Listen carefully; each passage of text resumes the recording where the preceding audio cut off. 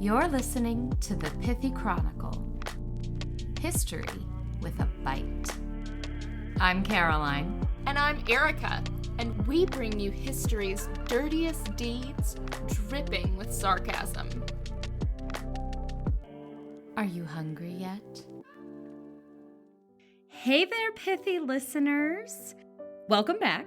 And I am not exaggerating when I say that I have spent hours, days, weeks trying to wrap my head around our next subject, Catherine de' Medici. The Poison Queen. She really is, historically speaking, but she really might not have been as much. Oh, I love it when you do these.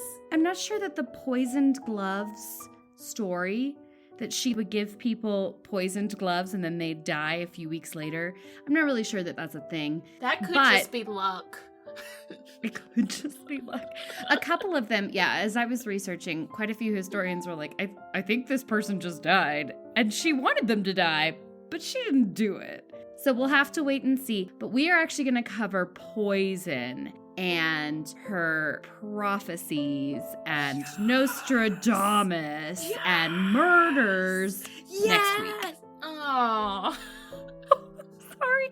There's just too much. She's such a challenge because she's not pithy. So she's not concise and forcefully expressive. She plays the long game. She does play the long game, but she is very forcefully expressive. So that part of pithy she's got. She's interesting, she's exciting, she's scandalous. Just not succinct. And in order to really appreciate the trauma and the drama of her life, you need a lot of context because Catherine spent much of her life as someone else's pawn in war, in marriage, even in posterity. Catherine de' Medici's life was fraught with danger and intrigue from, frankly, her conception. Until the day she died, she was at war in one way or another. And all this really means, it's a two-parter. Today, we are covering her birth to her widowhood. And then we'll cover her regencies and death and controversies in the next one.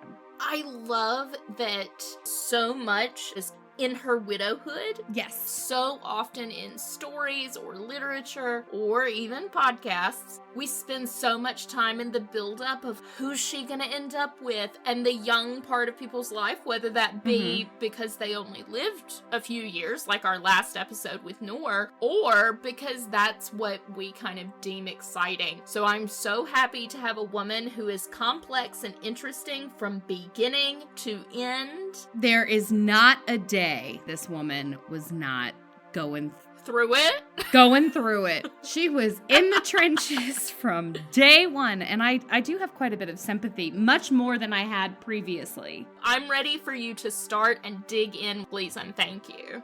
Born Caterina de' Medici in April of 1519, Catherine's birth represented the papal French alliance of her parents' marriage.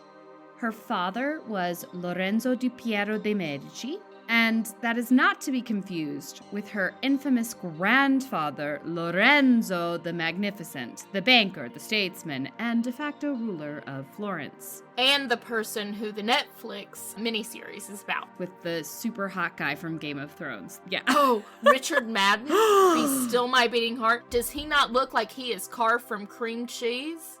What? Oh my God. I don't know what to do with you. You've never heard that phrase? No! I've never heard a third of your phrases, Erica.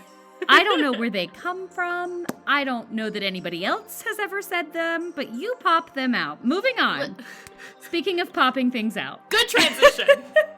So, her father was not the good Lorenzo the Magnificent. Not that he was good. He was pretty murderous in his own way. Not good. But he was not the famous one. He was the grandson of the famous one, and he was, well, less than magnificent. Her mother was Madeleine Latour d'Auvergne, and she was from the French Bourbon family, or Bourbon family, if you want to be very Kentucky about it. I kind of do. And I wish I had a Bourbon with me. Shoot, I'm so sorry. I've only got an energy drink. The Bourbon family, or the Bourbon family, was the second in line to the French throne at the time. So her mother came from the slightly lesser but still very noble branch. However, at the end of Catherine's life, her final son outlives her only by 6 months. And after that, the Bourbon family takes over from the Valois family. And that's where we get Louis and our Versailles and all that jazz. So in the end, it's her mother's side, not her husband's side, that will continue the legacy. But we'll get there. Love that. In part 2. So, Catherine, whose birth was celebrated, quote, as if she were a boy. Oh my God. Seriously, it says that everywhere. That is one of the best quotes, and it's in her biography. It's even on Wikipedia when you first look it up. Oh my God. It's in everything I read about her, as if she were a boy. She was a physical representation of this alliance between France and the papacy. And remember that the papacy is a much bigger deal here in the 16th century. They have a lot more power. Isn't he also, at this point, a Medici? Hold on! Excuse me. Spoilers. So it was an alliance between France and the papacy, or really France and the Medicis, because Pope Leo X was, first and foremost, a Medici. 15 days after giving birth, the 20-year-old Madeleine died of puerperal fever, a sadly common postpartum infection caused by unhygienic birthing practices, like sticking dirty, unwashed hands inside the vagina to yank the baby out by force. That sounds terrible. Absolutely not. So you can see why that would kill you. And then, just 6 days after her mother's death, her father, quote, worn out by disease and excess, died aged 26. Oh, so syphilis is what I'm hearing. Syphilis? Syphilis. Yes, like many noblemen before and after him, Lorenzo died due to his own sexual excesses. So worn out by disease and excess, I think, is a really nice way to say that. It's very elegant. And thus, Catherine was orphaned at 21 days old. But she wasn't without resources. In fact, she had lots and lots of them, mostly in gold. And therefore, she was quite a valuable pawn. King Francis I of France wanted to raise her in France, and obviously, when she came, she would bring her wealth with her. Pope Leo X wanted her to remain in Florence and therefore in the Medici's care.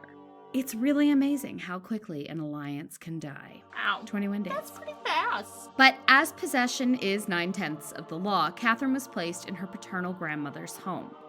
Sadly, death came for her grandmother before Catherine's first birthday, and the valuable little girl was then sent to live with her aunt. Oh, God. This poor child. But the shit really hit the fan in 1527.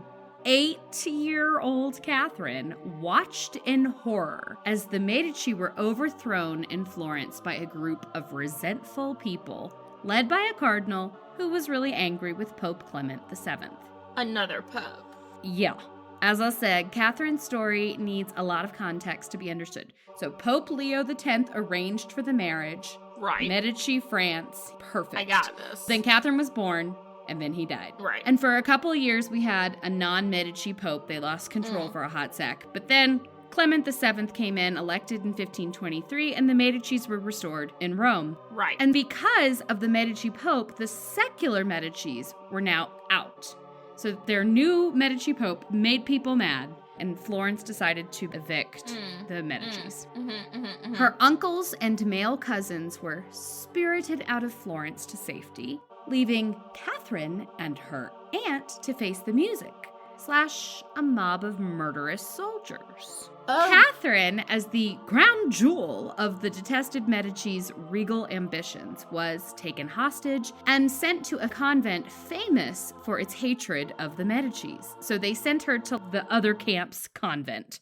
We put all of our women here, you can hang out with them. Needless to say, she wasn't very happy there, but honestly, she just wasn't unhappy enough for her enemies. So, for the next year, she went convent hopping.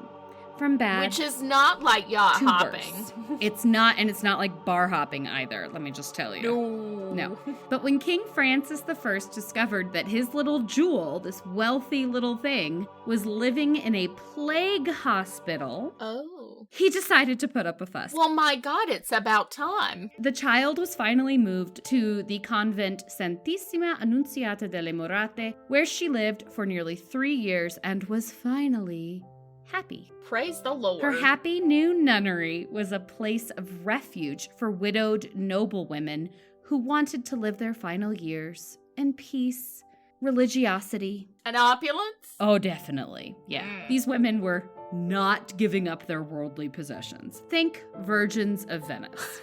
It always comes back to the Venetian versions. I'm going to tell you that episode kind of felt like a one-off at the time. I was like, I read this book years ago and thought it was fascinating. I'll stick it in. And I have referenced it more than any other episode. I agree. But that's not the point. Anyway. All right, so these women were wealthy and bored, and they doted on little Catherine. Her godmother was even among the nuns. This cute young thing and the tragic backstory. It's like having a doll. Mhm. Let's put you in this outfit. Mhm. Let's add these jewels.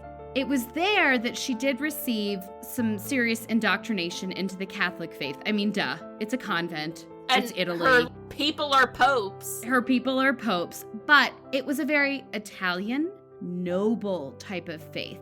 It was all about the pomp and circumstance with a lot less focus on the religious doctrine, how things worked, what the Eucharist was all about. The Eucharist, that is a big thing and will come back to haunt us all in later episodes. And her. She knew what it was, but she wasn't ready for a theological debate and its nitty gritty. They didn't care about that. They were like, oh my God, it's a feast day. Let's celebrate. So while they were practicing Catholics, they were maybe not. They were high holiday people. There you go.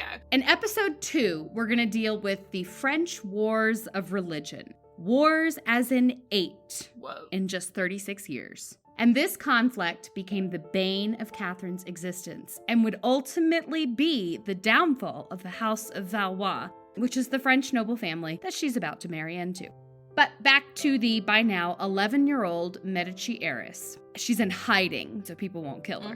In 1529, Medici Pope Clement VII was in a very bad spot. He had no choice but to declare Charles of Habsburg, also known as Charles V of Spain, Holy Roman Emperor. We've talked about this dude a lot. Not a good person. Not a good person, but Charles won the dynastic lottery. Really, he did. From his father, he inherited the Archduchy of Austria, the Lordship of the Netherlands, and the Duchy of Burgundy. From his mother, he inherited Spain. The dude ruled Europe. Really, he was already the Holy Roman Emperor, but he desperately wanted the Pope's official blessing. You know, yes, my son, la la la. Icing on his powerful cake. And in return, he agreed to assist Pope Clement VII by restoring the Medici family in Florence and Clement's position in Rome. Charles and his imperial troops swooped in to save the day, and both Charles and Clement were very satisfied with the results. It worked. The Florentines, however, were less than thrilled with the siege on, well, themselves. Hunger and disease plagued the city, and the people began to turn on the Medici family, starting with the Pope's nearly marriageable Medici heiress and pawn. The Pope's enemies began calling for Catherine's execution. Because there is no better way to piss off a pope than killing his almost marriageable niece. Logic. Not just killing, Erica. Execute. No. These people were creative. They had 2 proposed plans, both of which are repulsive. And if you're sensitive to this kind of thing, you might want to skip forward for 30 seconds. Boop. The first plan was to put the young girl naked into a basket and hang her outside the city walls, thus allowing anyone to do anything they wanted to her. The second plan was to hand her over to a military brothel where she would be used and abused, thereby making the Pope's pawn no longer fit for marriage, ruining her virtue, her prospects, and probably just taking her life in the end. Oh, torture. They wanted to sexually torture an 11-year-old girl. Absolutely terrible. And Catherine knew about these plots. These were common knowledge. Common knowledge? She knew what was being planned. And they did come for her. Scared shitless, as anyone would be. Yes. She didn't let fear control her. With minutes to spare, they are breaking down the door to get this young girl. She shaved her head and donned a nun's habit. And when the soldiers came, she forcefully dared any man to hurt a bride of Christ. And did it work? Sorta. I mean, They did take her, but miraculously, she wasn't harmed. Okay. And we do know that because eventually Charles's imperial forces restored the Medici and all who plotted against them were sentenced to death. But the young Catherine insisted on speaking out for one man. The soldier assigned to protect her once she was taken from her beloved convent. She begged, deserved mercy for his kindness. And she had his sentence reduced to exile, which is a pretty big difference. Yeah. So it sounds like she really owed her safety to one person. After the chaos, Pope Clement VII summoned Catherine to Rome, tearing her from the happy convent home where she was loved and adored. With tears in his eyes, Clement welcomed Catherine with open arms, ushering her toward him and into the next part of her life, marriage, and he's going to shove her out the door. Because dude was not about to risk losing his valuable pawn again. Yeah. And now we're going to rewind a bit. Back to 1525. Catherine is 6 years old, living with her aunt, and Florence has yet to turn against her. But a different 6-year-old is about to have his childhood destroyed by many of these same powerful players.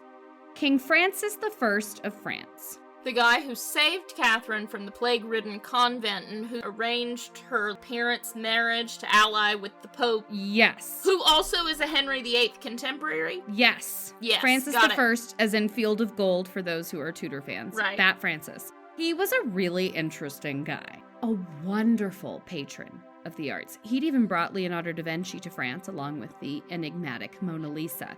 Francis also spent much of his life on the battlefield, as any good king should, continuing his predecessors' wars and creating a few fun new ones for his successors. Woohoo! But unlike his exquisite artistic eye, his military strategy was spotty. You win some, you lose some, I guess? And he was pretty 50-50. But through it all, enemy number one for Francis was the Holy Roman Emperor, Charles. Francis was incredibly jealous of Charles because, again, Charles just ruled everything. And Francis had tried, and obviously failed, to become Holy Roman Emperor himself and was therefore pretty bitter about the whole thing. I can see why. And that made his defeat at the Battle of Pavia in 1525 all the more painful. Because Francis not only lost the battle, he was captured and taken to Madrid, where he found himself imprisoned by his sworn enemy, Charles. Oh. He's not the bad guy necessarily in this situation, but sometimes it's just good for powerful men to get their comeuppance. And he did. He spent almost a year in captivity. And then even more embarrassing, he was forced to sign a very humiliating treaty, the Treaty of Madrid. He surrendered any claims to Naples and Milan, and he recognized the Duchy of Burgundy's independence, which was controlled by Charles, of course, but had been under French control for quite a while and was a big coup for them. He also had to agree to marry Charles's sister Eleanor because he had recently been widowed, and finally, Charles wanted a lot of money for all this trouble. Fair enough. I also want a lot of money. Francis promised to raise the funds, and Charles wanted collateral, just in case. And that collateral came in the form of Francis's 2 eldest sons. Wow! Francis was released from prison only by giving his captors not 1 but 2 of his children. Specifically the heir and the spare. This is not great psychologically. This is not good for anybody. The 8-year-old Dauphin and the 6-year-old Duke of Orleans were brought to Spain, and while their first year wasn't terrible, things just got worse and worse and worse and worse for these young boys. Excellent. First Love off, that. less than a month after his release, Francis declared the Treaty of Madrid had been signed under duress, which is true, and was therefore null and void, which is less true. Dramatically, he ripped the piece of paper to shreds. Wait, while the boys were still there? They'd just gotten there. It's only been a month. What an asshole. He did need them back, though. They were, as you said, his heir and his spare. And Charles had played him very cleverly. Pretty much any other relative, I believe, would have been left to rot there by this ambitious king, and historians agree. A first cousin, Done. You die in prison. But these are his kids. His wife is dead, and yes, he is engaged now to Charles's sister, but he doesn't want to have that kid on the throne. Francis was kind of stuck. So he did try to raise the funds, eventually. 4.5 years later, Whoa, okay. the boys were found to be living in a single cell with 10-foot thick walls. They were isolated and malnourished, their growth was stunted, and their education was non-existent. I mean, they were pretty much feral, living in their own filth with only a straw mattress between them. Their only companion had been a dwarf for their entertainment, but by the end, he was taken away as well. Oh, and they only spoke Spanish. And bad Spanish, like peasant Spanish. Wow. Rarely am I truly speechless, but whoa. They had a window way up high that provided a little bit of sunlight every day, and that was it. There was no 1 hour around the yard. Mm-mm. Holy cow. When they were finally released, they returned to the flamboyant, frivolous French court as just sullen shells of their old selves. And guess what? Dear old Dad Francis was really pissed off that his boys weren't jovial and happy and grateful for their release. Henry, the Duke of Orleans, the younger of the two boys, was especially frustrating to his father. He just could not understand why this preteen boy was so morose. He was okay, he survived. And to make matters worse, the third son and favorite, Charles, who had not been imprisoned and not used as a pawn, or had terrible trauma inflicted upon him. No, he was happy and healthy. And Dad kept being like, Henry, why can't you be more like Charles? I have so many words that PTSD. We cannot put on our podcast. None of them are nice. And my mama said, if I can't say anything nice, don't say anything at all. So keep going, girl. And now we come back to Catherine. Pope Clement VII, finally secure on his papal throne thanks to Charles, is sniffing around for the perfect, most illustrious match for his young pawn. He had many noble offers, but none were as enticing as Francis's, who proposed that Catherine marry his second son, happily just released from a childhood of captivity, Henry, the Duke of Orleans. Oh my god, it's a love match. They've both been in captivity. What could go wrong? I mean, they are both suffering from PTSD, I'm sure. But it was a big coup, because for all her wealth, Catherine was, technically, a commoner and a merchant's daughter. She is known as the Little Duchess or the Duchess of Urbino, but that's just because her father literally convinced his uncle to give him the duchy, and then they just took it back. Yeah, stop. Go. Shoot. Bye. We're not paying And then he you. died of syphilis, so he was useless. So she might have been wealthier than a king, but she had no royal ring. Love that. The wedding was ridiculous. Both Francis and Clement were trying to show off their young, fertile alliance.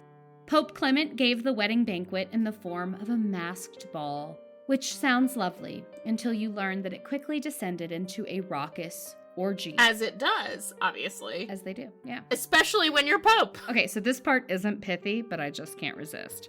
A courtesan from Marseille was part of the entertainment, and throughout the night, her clothes just disappeared. Oh. Catherine's biographer, Leonie Frida, finishes her description of the night saying, quote, "Finally, the courtesan dipped her breasts into goblets of wine placed on the long tables and offered them to the eager gentlemen surrounding her. Not to be outdone, the ladies of the court followed suit." My butt would have been in bed. There are a few women that said that they felt like they had been violated after. Shock. Yeah, of course you were. While the bacchanal raged, the two 14-year-olds dutifully consummated their marriage with King Francis in the room, as both he and Clement wanted to absolutely make sure the deed was done. He said afterward, the best quote ever, both had shown valor in the joust. Honestly, though, good for Henry for being able to complete the act with your parent in the room with somebody you've just met. Yeah, just met. And at 14. And frankly, we're going to get into this in a second, somebody you did not find attractive. Right. Did not. Yeah. So before we move on, let's talk about what the young couple thought of all of this and each other. Though Henry returned visibly changed from his ordeal in Spain, shock, he did as instructed, dancing and jousting for his bride-to-be, and Catherine, it said, was not disappointed.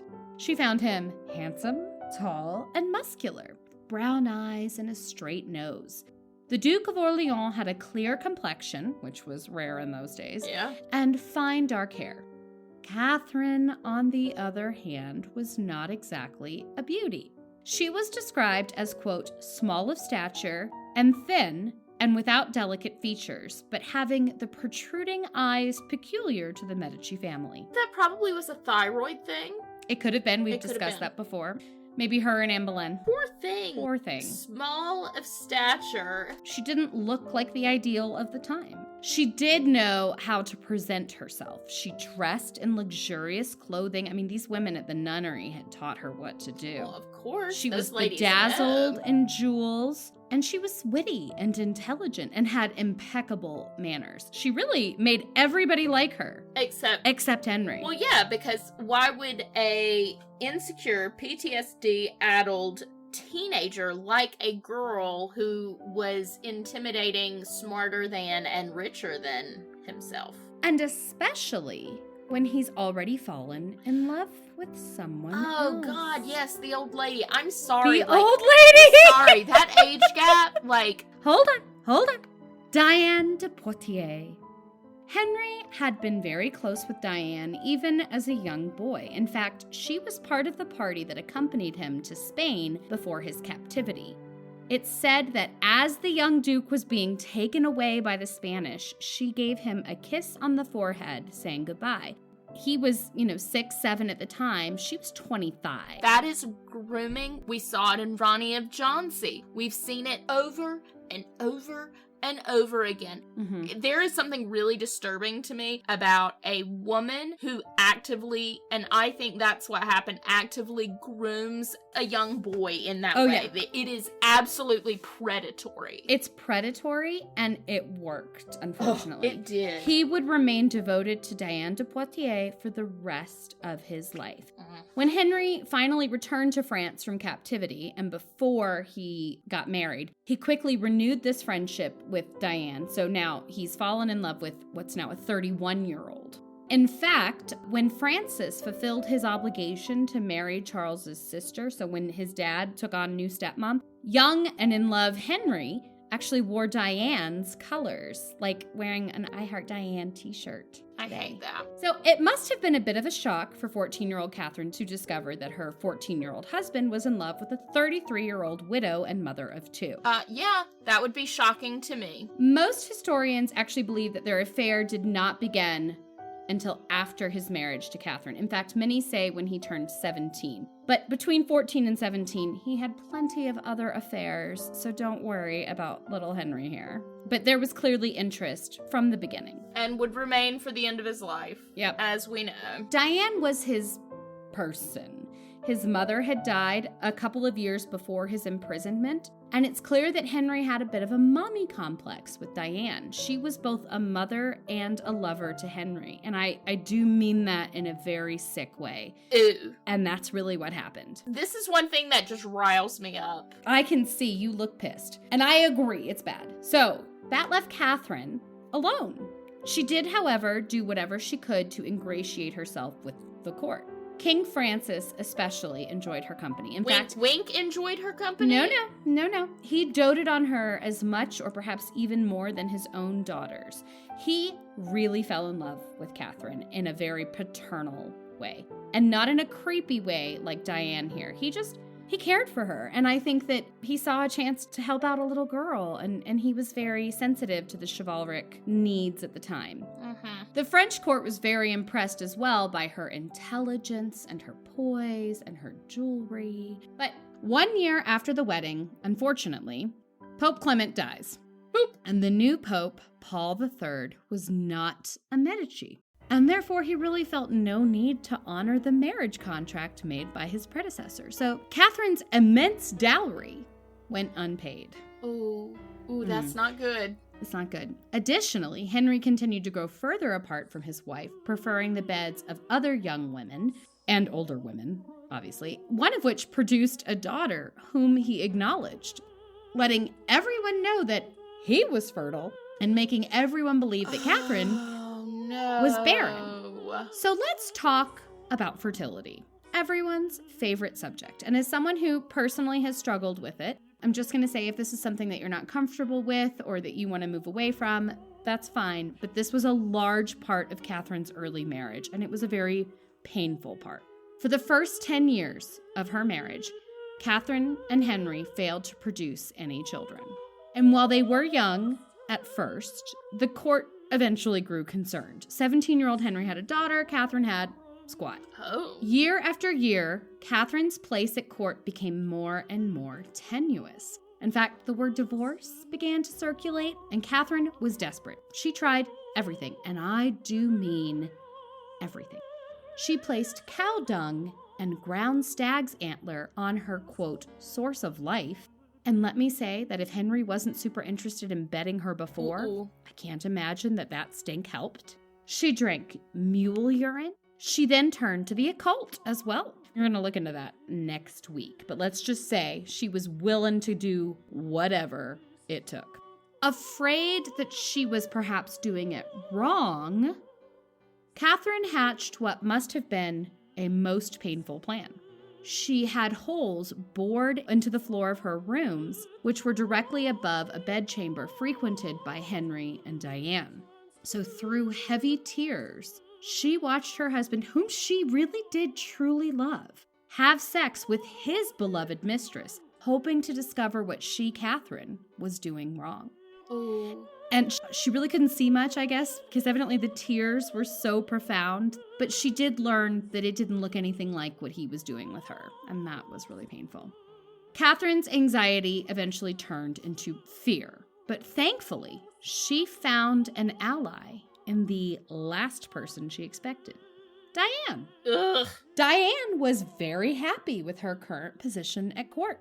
She was Henry's favorite. He was giving her oodles of wealth and land and status. I can't tell you how much money he threw at this woman. And he would give her an entire castle that Catherine wanted.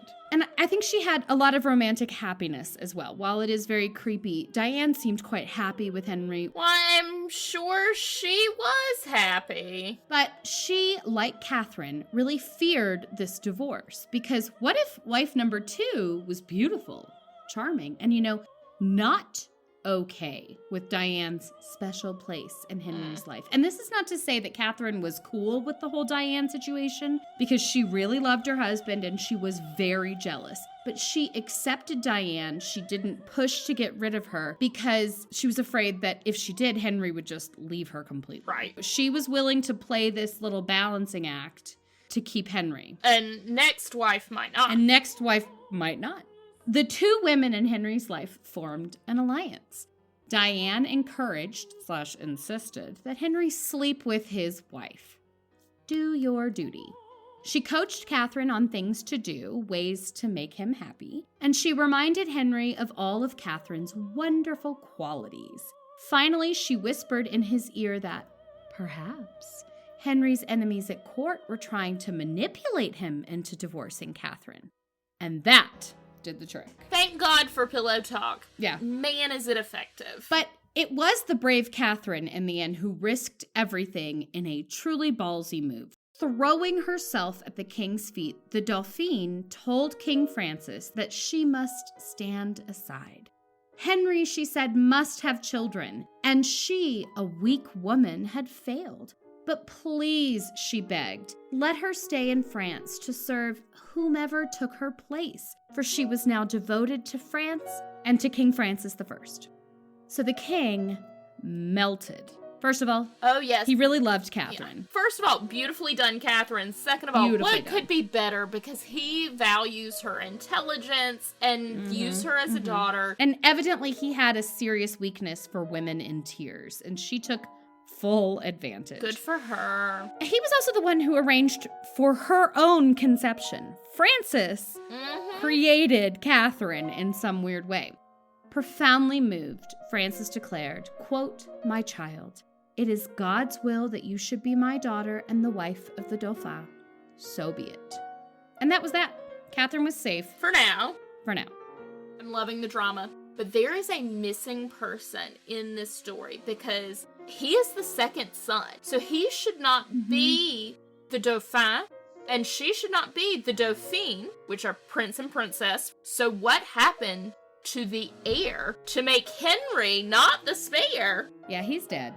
Okay, tell me how he died. So to better consolidate a very complicated story, I'm doing a little bit of musical chairs. But yes, Henry, at this point, 10 years into his marriage, was now the Dauphin, or the prince, because his elder brother and fellow captive, Francis, was no more. In 1536, 3 years after Henry's marriage to Catherine, Francis played a game of tennis. He then asked for a glass of water. He drank it. He collapsed. He died. Boom! This is the most WTF moment in this story. Yes, and the court felt so too. It was unexpected. It was shocking.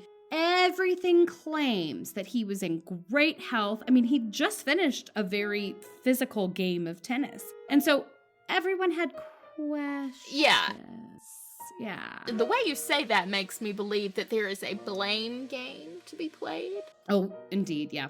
Today, historians are relatively confident that he probably died of natural causes. Tuberculosis has been thrown around quite a bit because he did live in that prison cell for quite a long period of time, damp and dark, and he was really never physically, emotionally normal healthy again. But at the time, they didn't believe in all that nonsense. Science.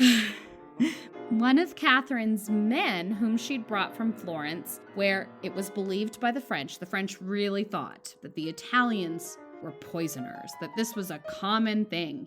And so this man that Catherine had brought, one of her retainers, was accused of murder on behalf of Francis's nemesis, Charles.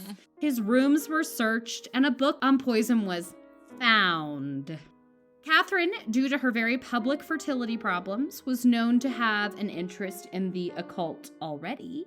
And under torture, her friend confessed to poisoning the Dauphin. Though not implicated herself, this unfortunate death was the beginning of Catherine's long-lasting legacy as a notorious poisoner, a legacy that we are going to talk about next week. It's obviously a very quick point A to B as to motive. Yeah, it's easy to figure out the motive. But for the moment, it now meant that Henry was Dauphin, despite the fact that his father really disliked him. And I do mean really disliked him. However, he really did like Catherine. And she was the Dauphine. And they needed a son like now. Despite poultices, potions, and prayers, nothing had worked. At last, a doctor named Jean Fernel was summoned. He examined Henry and Catherine and proclaimed that both of their reproductive organs were slightly, quote, abnormal. Oh, abnormal. Do tell me more. I can't. That's it.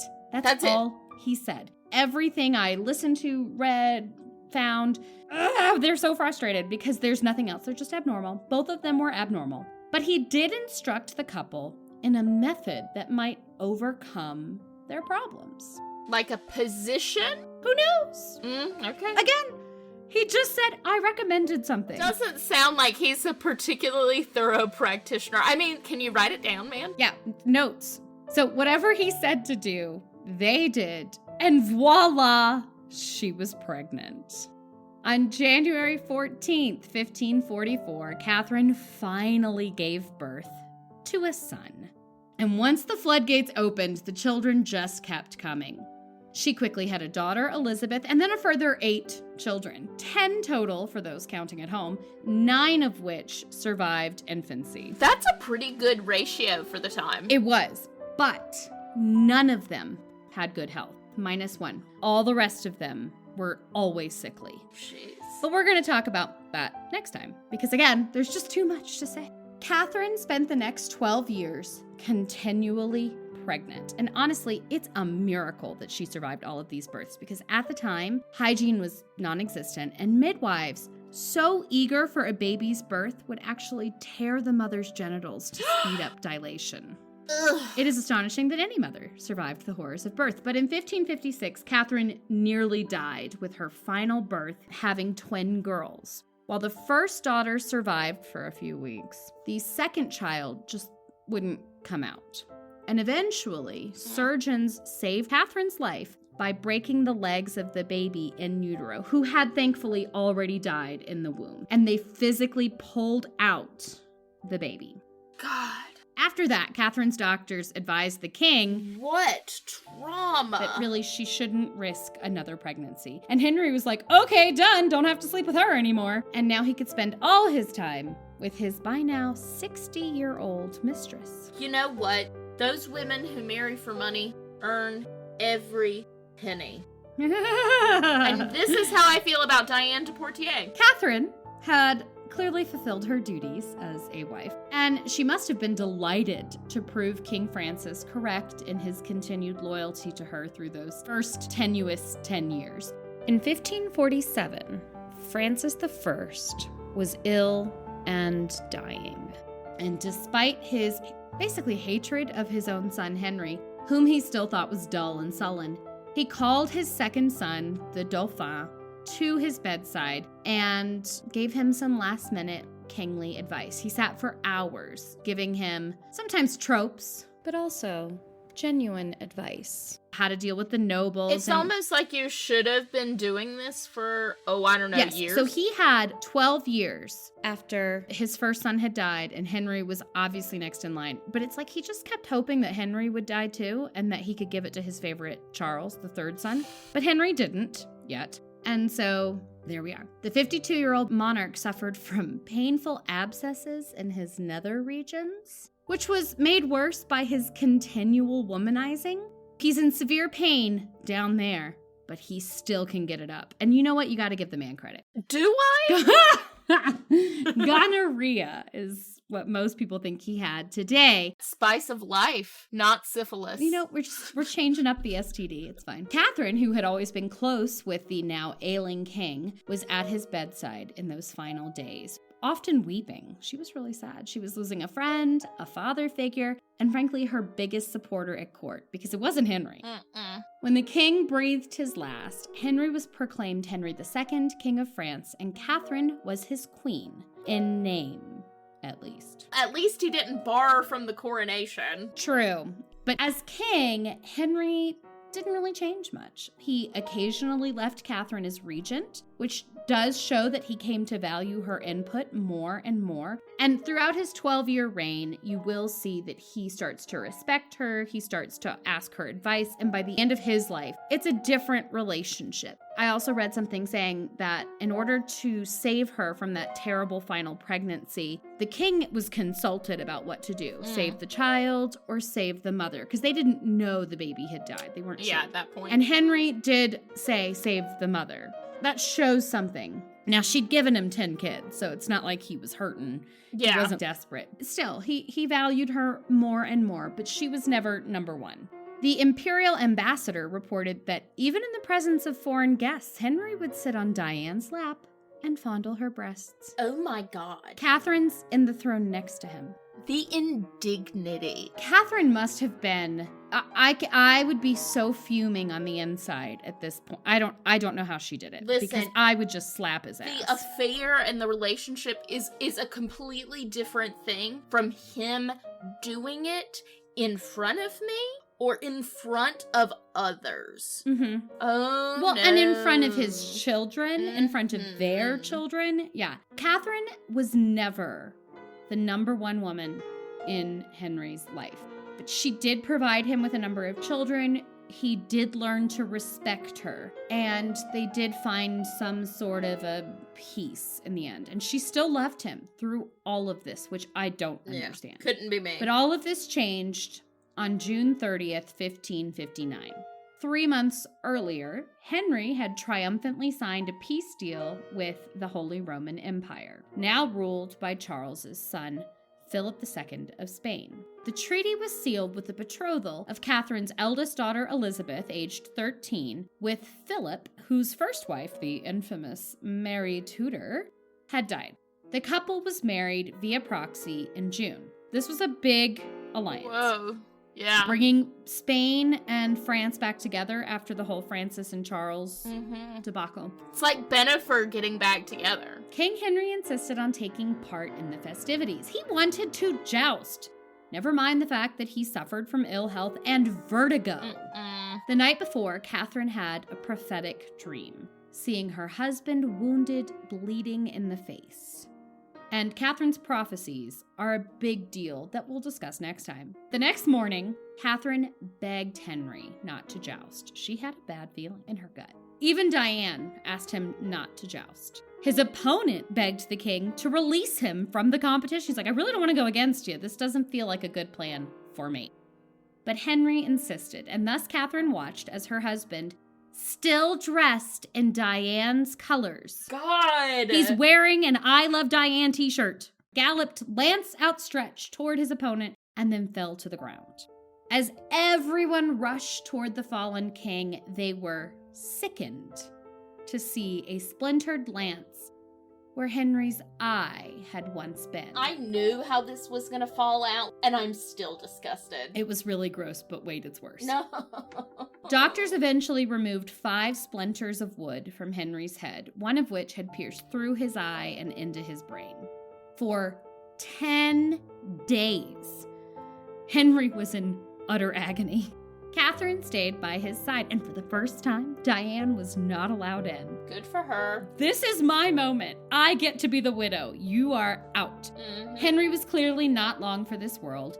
Slowly, he lost his sight, his speech, his reason, and like his father before him, he called Francis, his 15-year-old son, to his deathbed, imparting any and all kingly wisdom he could before he died at just age 40. Sorry, did you want a reaction from me? Because I'm not sad he's dead. No one's sad he's dead. Except for Francis, who is very unhappy because Francis, as we will talk about next week, is incredibly ill himself. He had trouble staying conscious for this discussion, much less Dad. No one felt good about leaving the throne to 15-year-old and very sick Francis. No. From that day forward, Catherine changed her motto and emblem. She was now represented by a broken lance and the words, "From this come my tears and my pain." Wow, how dramatic. I mean, I love it. But surprisingly, from that deadly lance also came Catherine's rise to power. And that, dear listeners, is where we will pick up next week. I love it. And with that, I'm Caroline. And I'm Erica. And we are pithily yours. Though not so pithy because this was a very long episode about just a very small portion of her life. So we will be back next week to talk about all of the fun and ridiculous things that she did during her life as regent and, well, queen. This is what I'm most excited for. Yes. So even though this one was good, the next one will be better. Bye! This episode is brought to you by the Pithy Chronicle, LLC. The Pithy Chronicle is intended for education, entertainment, and non-commercial purposes. Any views or opinions expressed in this podcast are personal and do not represent those of people, institutions, or organizations that the owner may or may not be associated with in a professional or personal capacity. While we offer lots of sarcasm, this podcast does not offer any advice or services. Listening to this podcast may induce fits of laughter, unexpected distraction, or uncontrollable rage at the subjects, hopefully not at us. We hope you learned something today. If not, so sorry. Please be advised we are not experts in the following fields: medical, legal, financial, technological, thermonuclear engineering, submarine warfare, neuroscience, or cat husbandry. Thanks for listening to our little disclaimer. Just covering our history-loving asses. Bye!